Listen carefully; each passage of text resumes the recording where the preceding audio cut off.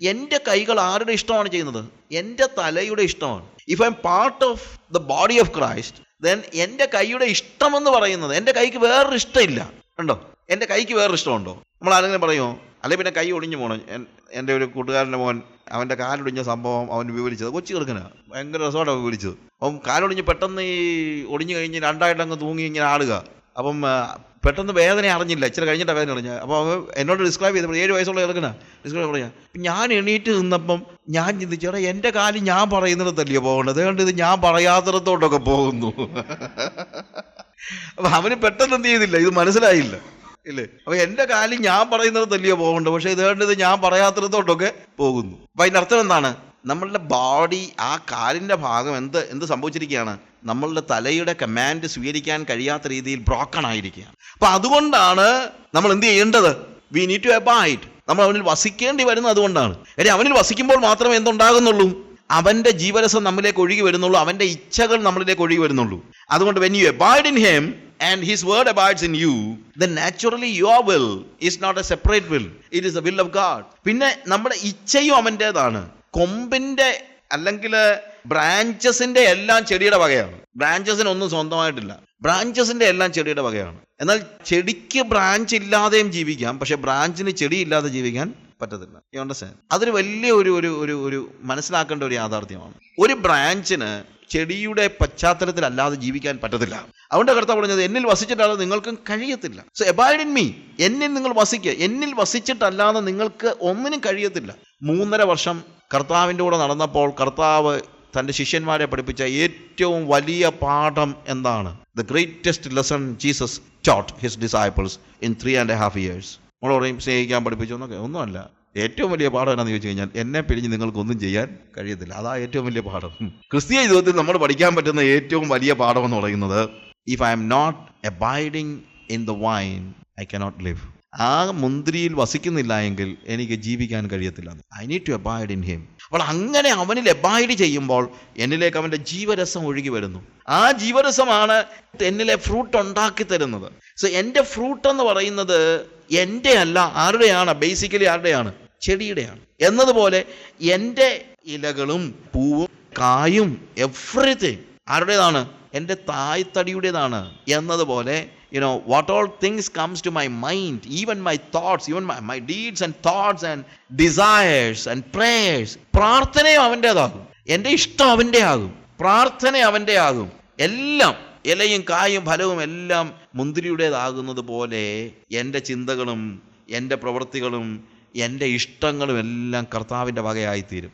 അങ്ങനെ ആയിത്തീരുമ്പോൾ പിന്നെന്താണ്? ദൈവത്തിൻ്റെ ഇഷ്ടവും എൻ്റെ ഇഷ്ടവും തമ്മിൽ വ്യത്യസ്തമല്ലാത്ത ഒരു സ്റ്റേജിൽ നിങ്ങൾ എന്ത് ഇച്ഛിച്ചാലും, കാര്യം ഞാൻ എന്തേ ഇച്ഛിക്കത്തുള്ളൂ? കർത്താവിൻ്റെ ഇഷ്ടമേ ഞാൻ ഇച്ഛിക്കത്തുള്ളൂ. എനിക്ക് വേറെ ഇച്ഛകൾ പോലും ഉണ്ടാകുന്നില്ല. ആദ്യമൊക്കെ ഞാൻ ഒത്തിരി ട്രെയിൻ ചെയ്യേണ്ടി വരും. എന്ത്? എൻ്റെ ഇഷ്ടവും കർത്താവിൻ്റെ ഇഷ്ടവും തമ്മിലുള്ള ഭയങ്കര കോൺഫ്ലിക്റ്റ് ഉണ്ടായിരുന്നു. ആ കോൺഫ്ലിക്റ്റിൻ്റെ ഒരു കാലഘട്ടമുണ്ട്. പക്ഷെ കുറച്ച് കഴിയുമ്പോഴത്തേക്ക് ആ കോൺഫ്ലിക്റ്റ് മാറി എല്ലാം ക്രിസ്തുവിനോടുള്ള അനുസരണത്തിന്. അതാണ് കൊരിന്ത്യർ ലേഖനത്തിൽ പൗലോസ് പറയുമ്പോഴത്തേക്ക്, ഏത് വിചാരത്തെയും ക്രിസ്തുവിനോടുള്ള അനുസരണത്തിന് വേണ്ടി പിടിച്ചടക്കി. അങ്ങനെ നിങ്ങളുടെ അനുസരണം തികഞ്ഞു വരുമ്പോൾ എന്ന് വെച്ച് കഴിഞ്ഞാൽ, ആദ്യത്തെ സ്റ്റേജിൽ ഒരു വിചാരം വരുമ്പോൾ അതിനെ പിടിച്ചെടുക്കാൻ പിശാചും പരിശ്രമിക്കും, കർത്താവും പരിശ്രമിക്കും. ഒരു ചിന്ത വരുമ്പോൾ, ഒരു ഡിസിഷൻ മേക്കിംഗ് വരുമ്പോൾ, അത് ചെയ്യണോ വേണ്ടായോ, അങ്ങോട്ട് പോകണോ പോകണ്ടായോ. അപ്പോൾ ആദ്യമൊക്കെ എന്താണ്? ഈ വിചാരം വരുമ്പോൾ ക്രിസ്തു ഇവിടെ ഉണ്ട്. നമ്മൾ പിശാചിന് വേണ്ടി ഒരുക്കിയിരിക്കുന്ന ഒളിത്താവളങ്ങളിൽ, ശരിക്കും അവിടെ പറഞ്ഞിരിക്കുന്ന സ്ട്രോങ് ഹോൾസിനെ കുറിച്ചാണ്. ഞങ്ങളുടെ പോരിൻ്റെ ആയുധങ്ങൾ ജഡികങ്ങളല്ല, കോട്ടകളെ ഇടിപ്പാൻ ശക്തിയുള്ളതാണെന്നൊക്കെ പറയുന്നത് നമ്മളുടെ മനസ്സിൻ്റെ തലങ്ങളിൽ നമ്മളിൽ ലോകത്തിന് വെച്ചു കൊടുത്തിരിക്കുന്ന ഒളിവിടങ്ങളുണ്ട്. ആ ഒളിവിടങ്ങളിൽ ഇരുന്നു കൊണ്ട് പിശാച് എന്ത് ചെയ്യുന്നു? വിചാരത്തെ പിടിച്ചെടുക്കാനായിട്ട് പരിശ്രമിക്കുന്നു. പൗലോസ് പറയാണ്, ഞങ്ങൾ ആത്മീയ ആയുധങ്ങൾ കൊണ്ട് പിശാചിന്റെ കോട്ടകളെ വലിച്ചിറക്കി താഴെ കളയും. Pull down the strongholds of Satan. അങ്ങനെ വരുമ്പോൾ എന്താണെന്നറിയാമോ? വിചാരങ്ങൾ വരുമ്പോഴത്തേക്ക് പിശാചിനെ പിടിച്ചടക്കാനായിട്ട് ഒളിവിടങ്ങൾ നമ്മളെ ഉള്ളിൽ ഇല്ലാത്ത ഒരു സ്റ്റേജ് വരും. അങ്ങനെ വന്നു കഴിഞ്ഞാൽ പിന്നെ ഉണ്ടാകുന്ന വിചാരമെല്ലാം ആരുടെ അനുസരണത്തിലേക്കേ പോകത്തുള്ളൂ? ക്രിസ്തുവിൻ്റെ അനുസരണത്തിലേക്ക് പോകത്തുള്ളൂ.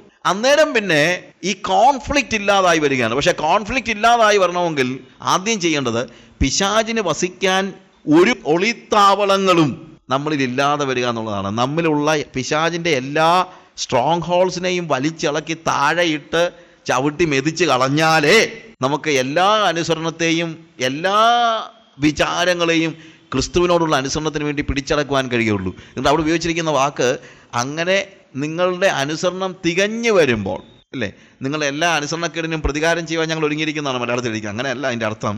നിങ്ങളുടെ എല്ലാ അനുസരണക്കേടിനെയും, അനുസരണക്കേട് എന്ന് പറഞ്ഞാൽ അനുസരണക്കേടിന് നമ്മളോട് പ്രതികാരം ചെയ്യാനല്ല, എല്ലാ അനുസരണക്കേടിനെയും അനിഹിലേറ്റ് ചെയ്യാൻ, അല്ലെങ്കിൽ അനുസരണക്കേടിനെ പൂർണ്ണമായും ഇല്ലായ്മ ചെയ്യാനായിട്ട് ഞങ്ങൾ ഒരുങ്ങിയിരിക്കുന്നതാണ്, അല്ലേ. ആ സ്റ്റേജിൽ സംഭവിക്കുന്നത് നമ്മളുടെ ഇച്ഛകളുടെ തലത്തിൽ തന്നെ ആര് നിയന്ത്രിക്കാൻ തുടങ്ങും? ദൈവം നിയന്ത്രിക്കാൻ തുടങ്ങും. ആദ്യം നമ്മുടെ ഇഷ്ടങ്ങളും ദൈവത്തിൻ്റെ ഇഷ്ടവും തമ്മിലുള്ള വലിയൊരു കോൺഫ്ലിക്റ്റ് ആയിരിക്കും. പക്ഷേ പൂർണ്ണമായും അവനിൽ വസിക്കുന്ന നിലയിൽ, കൊമ്പ് മുന്തിരിവള്ളിയിൽ വസിക്കുന്നത് പോലെ പൂർണ്ണമായും അവനിൽ വസിക്കുന്ന, അതുകൊണ്ടാണ് എബൈഡ് ഇൻ മീ, അത് നമ്മുടെ റെസ്പോൺസിബിലിറ്റിയാണ്. If you are abiding continuously remaining in him, then what happens? നമ്മളിലൂടെ ഒഴുകി വരുന്നത് ദൈവത്തിൻ്റെ ജീവരസമായതുകൊണ്ട്, യേശുവിൻ്റെ ജീവരസമായതുകൊണ്ട് നമ്മുടെ ഇച്ഛകളെപ്പോലും ശുദ്ധീകരിച്ച് നമ്മുടെ ഇഷ്ടങ്ങൾ അവൻ്റെ ഇഷ്ടങ്ങൾ തന്നെ ആയിത്തീരുന്ന ഒരു സ്റ്റേജിൽ വരുമ്പോൾ നിങ്ങളുടെ എന്ത് ഇച്ഛകളെയും നടത്തി തരാനായിട്ട് ദൈവം തയ്യാറാണ്. കാര്യം അത് മെച്യൂറാണ്.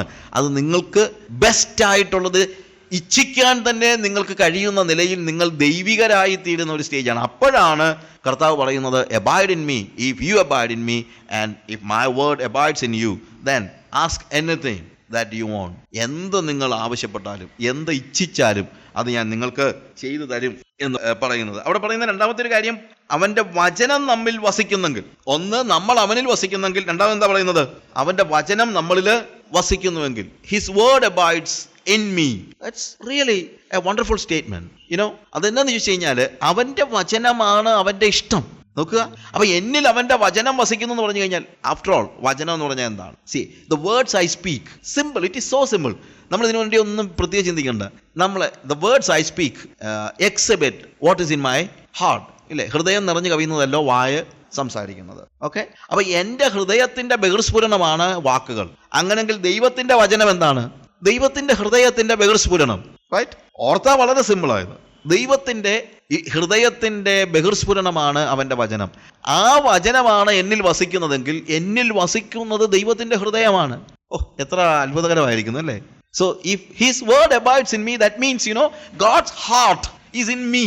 It abides in me. I know what God desires. I no.